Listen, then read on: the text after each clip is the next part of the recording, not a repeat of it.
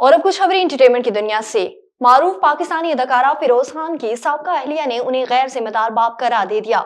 एक सवाल के जवाब में अलीजा सुल्तान का कहना था कि दो बच्चों के साथ एक सिंगल मदर के तौर पर जिंदगी गुजारना हरगिज आसान नहीं, वो भी तब जब आपके बच्चों का वालिद एक गैर जिम्मेदार शख्स हो।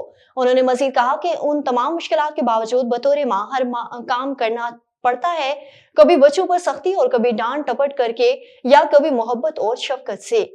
3 करोड़ रुपए से बनने वाली भारतीय फिल्म ने 136 करोड़ रुपए कमाकर सबको वरता हैरत में मुब्तला कर दिया। 2024 भारतीय फिल्म इंडस्ट्री के लिए शानदार साल रहा।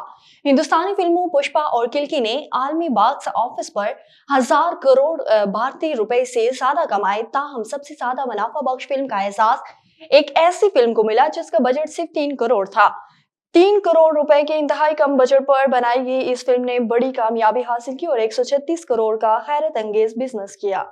और बॉलीवुड की मशहूर अदाकारा मॉडल संगीता बजलानी ने कहा है कि हाल ही में सलमान खान के साथ अपने माजी के ताल्लुकात के बारे में खुलकर बात की। जब उनसे सलमान खान के साथ माजी के ताल्लुकात के बारे में सवाल किया गया तो संगीता ने कहा कि हाँ, वो झूठ तो नहीं।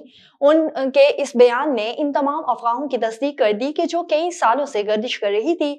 संगीता और सलमान खान 1979 से कई सालों तक एक संजीदा रिश्ते में थे। संगीता और सलमान की शादी की खबरें माजी में मीडिया की तवज्जो का मरकज बन चुकी हैं, लेकिन ये शादी कभी हकीकत का रूप नहीं ले सकी।